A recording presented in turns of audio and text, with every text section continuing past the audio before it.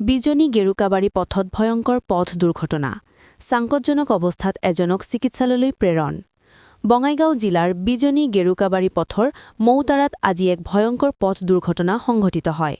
জানিব পৰা মতে চিৰাং জিলাৰ বিজনী দিশৰ পৰা গেৰুকাবাৰীলৈ গৈ থকা AS26ER 6865 নম্বৰৰ ই-ৰিক্সা আৰু বিপৰীত দিশৰ পৰা অহা AS26ER 3912 নম্বৰৰ ই-ৰিক্সাৰ মাজত সংঘটিত হয় দুৰ্ঘটনাটো